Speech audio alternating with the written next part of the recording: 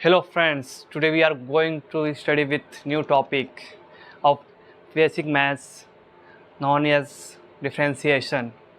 अरे मुझे क्या हो गया, इंग्लिश कहाँ बोल रहा हूँ, सॉरी।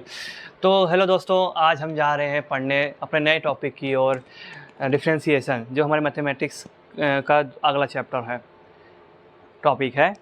तो क्या नाम है इसका? नाम डिफरेंशिएशन। टॉपिक है हमारा, इस थोड़ी राइटिंग गंदी है, इसको सुधारना पड़ेगा।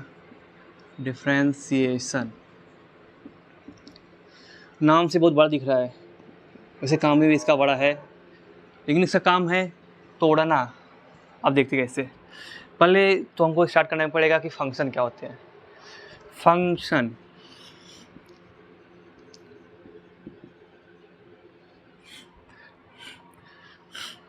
फंक्शंस क्या होते हैं? फंक्शन जो शादियों में फंक्शन होते हैं वाले फंक्शन नहीं, ये मैथमेटिक्स के फंक्शन होते हैं।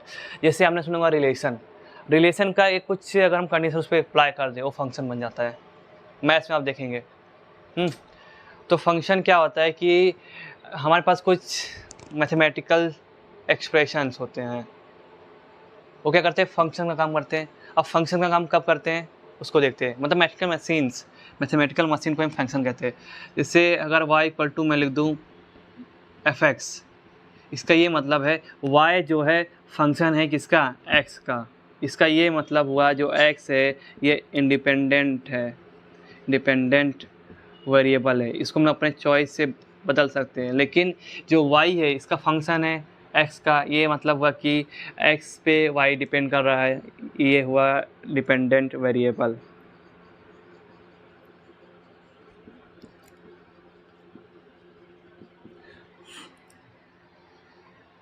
है कि नहीं? तो फंक्शन अभी तो समझ नहीं आ रहा होगा। तो फंक्शन होता क्या है? जब भी हमारे पास कोई एक्सप्रेशन होता है, उसमें एक्सप्रेशन में अगर दो या अधिक मतलब वेरिएबल्स हैं, तो उस वेरिएबल में एक जो वेरिएबल होता है बाकी सभी वेरिएबल पर डिपेंड करता है। जैसे यहाँ देखिए, जो y है x पे डिपेंड कर रहा है, तो ये x पे डिपेंड कर रहा है, और x को हम अपने चॉइस के हिसाब से चेंज कर सकते हैं, मतलब ये इंडिपेंडेंट है। फंक्शन का काम क्या होता है? जैसे वही एग्जांपल ले सकते हैं अपन कि एक मशीन यानी हम सबसे अच्छा रिमोट लेते हैं। रिमोट है, रिमोट में ढेर सारे बटन होती हैं। तो जो मशीन है ये समझिए हमारा फंक्शन है fx, और x हमारा क्या है? इनपुट। हम कोई भी बटन में कोई नंबर या टिपें तो यहाँ पे क्या हुआ, कुछ चीज़ें चेंज होंगी इसमें टीवी के अंदर। तो देखिए x जैसे हम चेंज करेंगे उस हिसाब से क्या हमको आउटपुट मिलेगा। इनपुट में जैसे हम चेंज कर रहे हैं उस हिसाब से हमको आउटपुट मिलेगा। आउटपुट क्या? y। तो अगर x में कुछ और चेंज करेंगे तो आउटपुट में कुछ और चेंज होगा। इसका ये मीन्स हुआ कि x हमारे मर्जी पे है, इंडिपेंडेंट है, y उस पर डिपेंड करता है। तो मशीन यही काम हुआ, यही फंक्शन कर रहा है क्या? ये मशीन। अब फंक्शन एक थोड़ा सा इसकी स्पेशल प्रॉपर्टी होती है, रिलेशन से इसलिए अलग होता है क्योंकि फंक्शन में जो चीज़ें होती हैं वो कंट्रोवर्शियल नहीं है। इसका कंट्रोवर्शियल मतलब क्या? विवादास्पद नहीं है। मतलब कि यहाँ पे अगर हम किसी रिमोट में एक बटन को टिपें तो क्या होगा, अगर हम किसी x इनपुट दें तो उस पर कोई एक ही फंक्शन काम करेगा, मतलब कोई एक ही आउटपुट y को मिलेगा।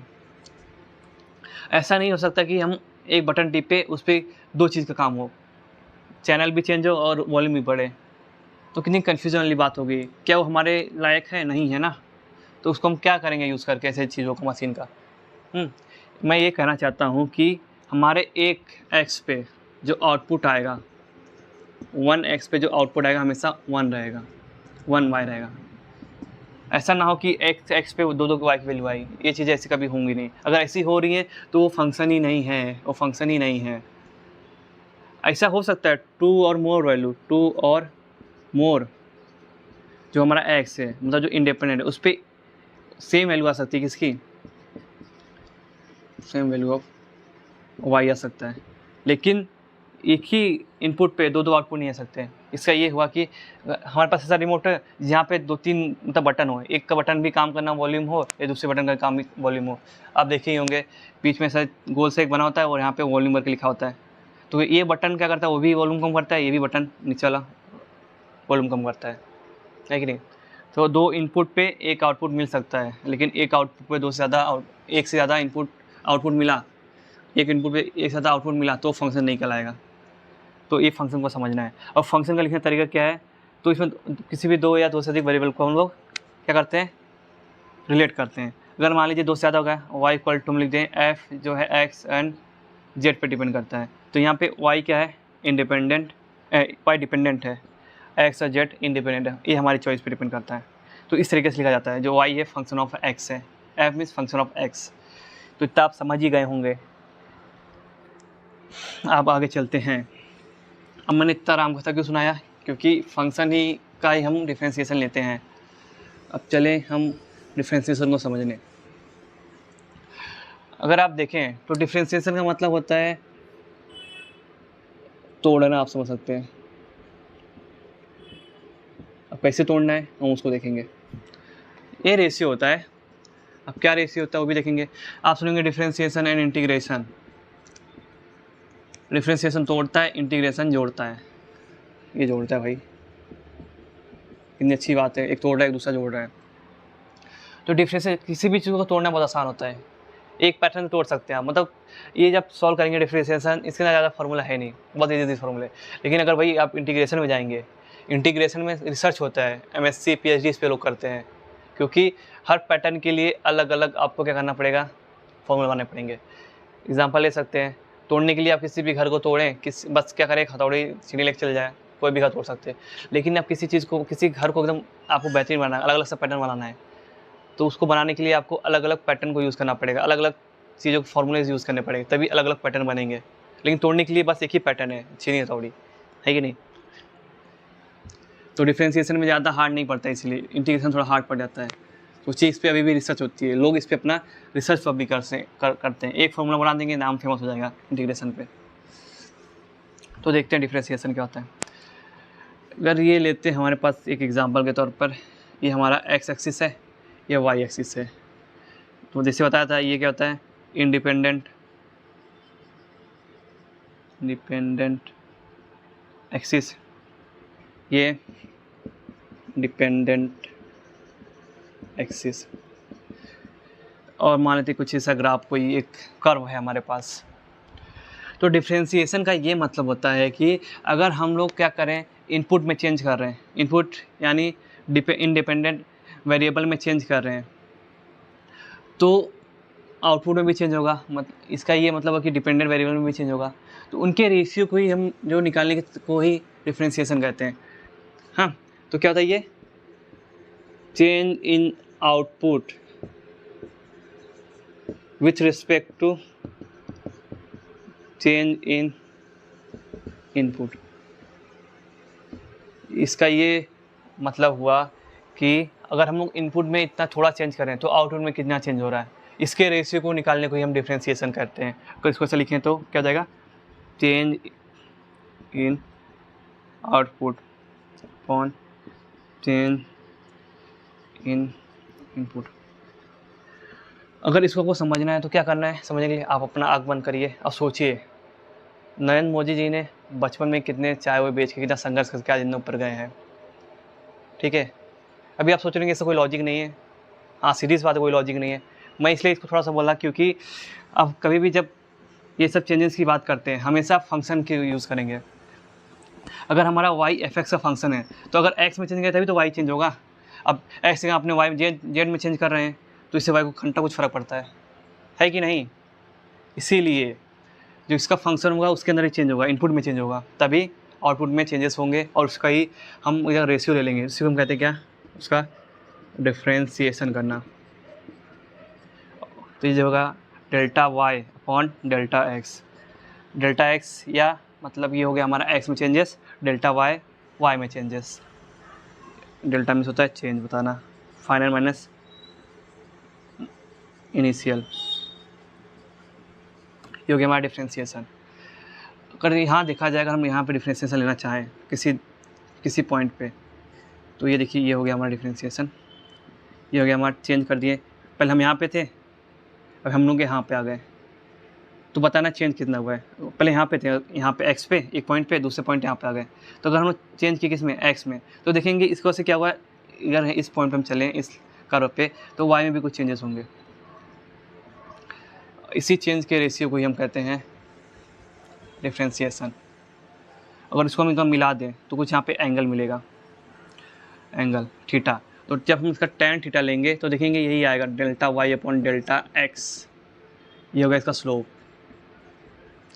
ये बताएगा कि कैसे चेंजेस हो रही हैं यहाँ से यहाँ के बीच में, वो समझ में आ रहा है। अब हम ये क्यों पढ़ रहे हैं, सब पूछेंगे क्यों पढ़ रहे हैं भाई। तो मान लेते हैं हमें कोई इक्वेशन दिया हो डिस्प्लेसमेंट का, जो फिजिक्स की बात आ गई, तो वो इक्वेशन दिया हो किसी फंक्शन में, टाइम के फंक्शन में दिया हो। अब पूछ ले वेलोसिटी क्या है, एक्सेलरेशन क्या है, मास एक्सेलरेशन क्या है, फोर्स क्या है, तो क्या करेंगे। आपको पता है अगर मैं वेलोसिटी को निकालना है तो क्या करना है, डिस्प्लेसमेंट को बस डिफ्रेंशिएट कर दीजिए। वेलोसिटी क्या होता है, डिस्प्लेसमेंट अपॉन टाइम, बस मतलब वही डिफ्रेंशिएट रेशियो ले लीजिए तो आपको मिल जाएगा वेलोसिटी। वेलोसिटी और टाइम का रेशियो ले लेंगे तो एक्सप्रेशन मिल जाएगा। तो इसीलिए हम ये सब पढ़ रहे हैं, डिफ्रेंशिएशन है कि नहीं, इसीलिए पढ़ रहे हैं। लेकिन हम जब यहाँ रेशियो ले रहे हैं तो देखेंगे कि हम किसी एक पॉइंट पे स्पेसिफिकली नहीं बता पा रहे कि हाँ कि उस पर कितने चेंजेस हो रहे हैं। तो हमें क्या करना पड़ेगा, अगर मुझे किसी एक पॉइंट पे, यहाँ पे अगर मान लेते हैं, अगर मुझे बताना कि इस इंस्टेंट, आप आगे पढ़ेंगे देखेंगे, एक होता है एवरेज, एक होता है इंस्टेंटेनियस।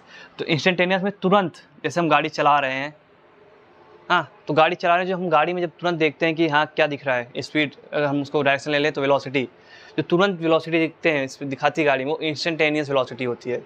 मतलब उस पॉइंट पे कितनी वेलोसिटी है।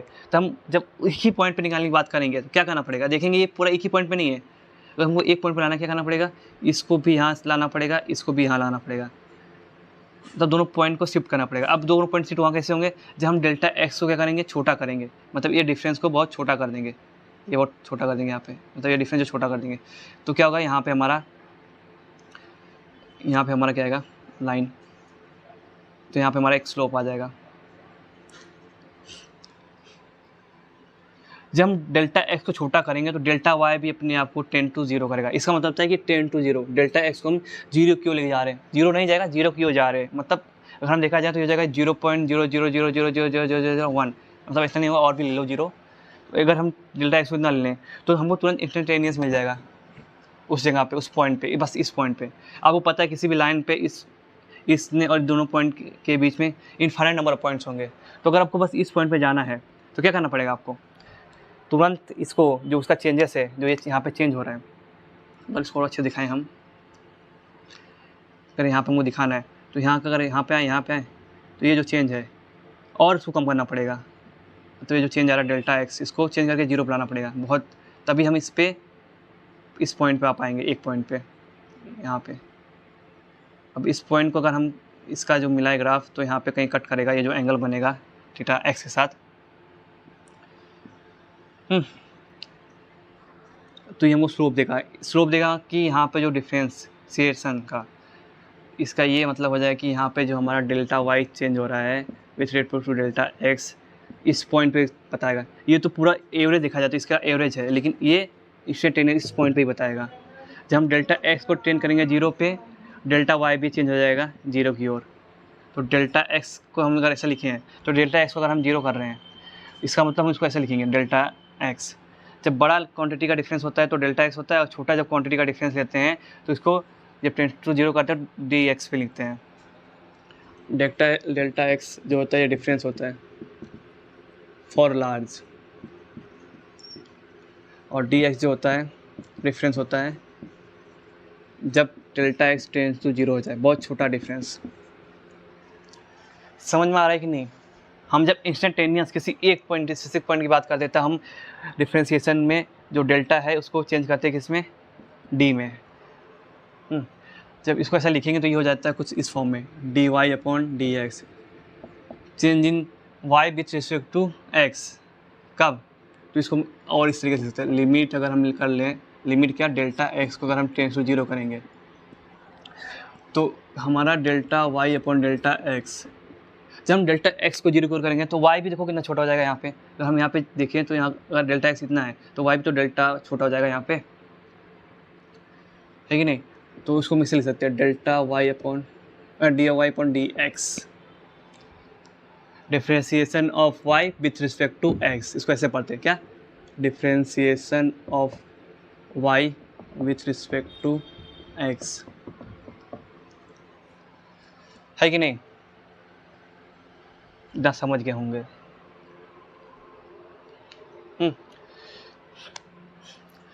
तो आगे चलते हैं थोड़ा। इसका मेन रीज़न है, इससे हम मैकेनिक्स में प्रोजेक्टाइल जो मोशन है उसके अंदर के बहुत सवाल कर सकते हैं। जब आपको पता करना होगा कि वेलोसिटी क्या है इंस्टेंटेनियस, आपको इक्वेशन के फॉर्म में दिया होगा, तब इसको आप सॉल्व कर सकते हैं। अब पता करना है कि कोई हम लोग कोई चीज़ पत्थर को फेंके हैं, उसका इक्वेशन दिया है कुछ, तो बताइए लास्ट उसका मैक्सिमम हाइट कितना होगा। न्यूटन के जो इक्वेशन निकालते हैं हम, तो इसका यूज़ करके हम उसको सॉल्व कर सकते हैं। तो बनाते हैं इसको। जब पहले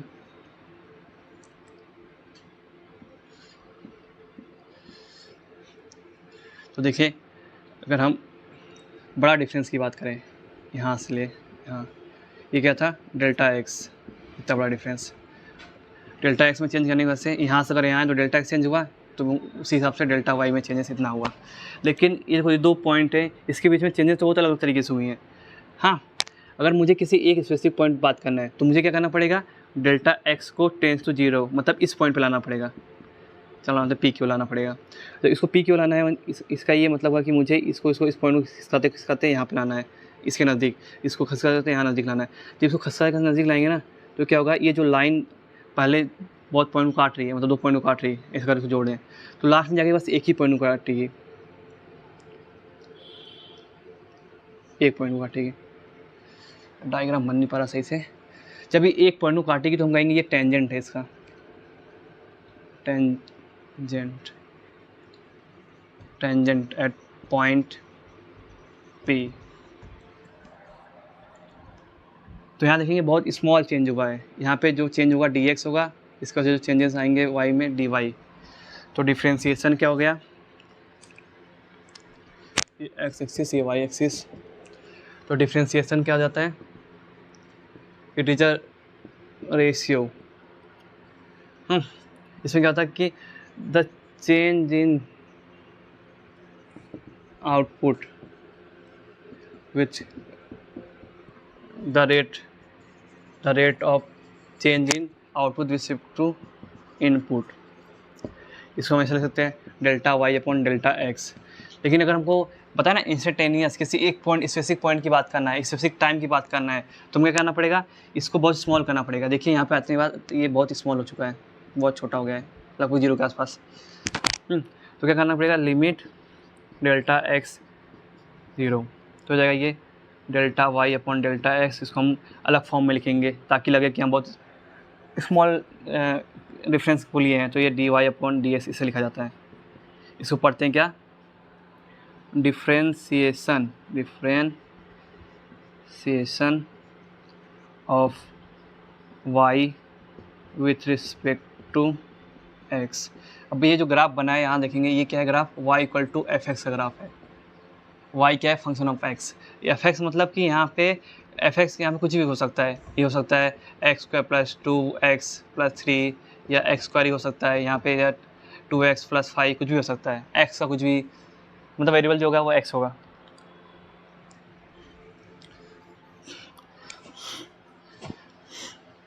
तो समझ में आया हम इतना मेहनत क्यों कर रहे हैं।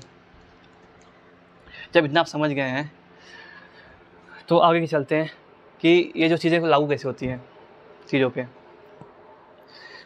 ये तो हमारा हो गया फंक्शन, इसको ऐसे लिखते हैं। अब इसको सॉल्व कैसे करते हैं, चलो देखते हैं। जब हम ये सब फार्मूला बनाते हैं तो शुरुआत में जो फार्मूला बना था इसको सॉल्व करने के लिए, अभी आप देखेंगे कुछ आपको डायरेक्ट फार्मूला मिल जाएंगे कि D upon D X X raise to N का फार्मूला क्या होता है। लेकिन उसके पहले जब वो नहीं था, उसको उस सब फार्मूला निकालने के लिए क्या होगा, इस फार्मूला का यूज़ किया जाता है। इसको कैसे करते हैं, इसे लिमिट एस टेंड टू 0, अभी देखते हैं क्या लिख लिए होंगे। चलते हैं,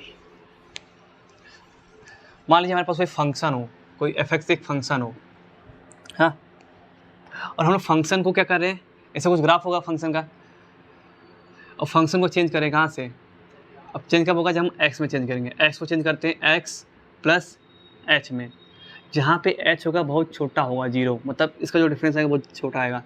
जब इसको हम ऐसा करेंगे तो ये इसका जो फंक्शन होगा चेंज होगा इसमें x प्लस h में। अब मैं पूछूँ इसका डिफ्रेंशिएशन कैसे निकालेंगे, तो सेम तरीका है, लिमिट लेंगे, लिखेंगे जो h है हमारा टेंस टू 0 जा रहा है f।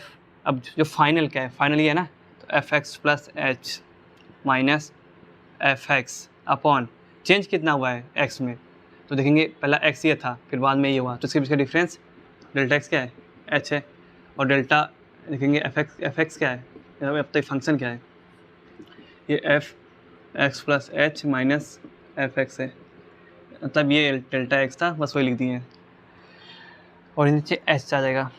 अब ये फार्मूला का यूज़ करके आप देखेंगे वो जो बाकी से फार्मूला निकाले गए हैं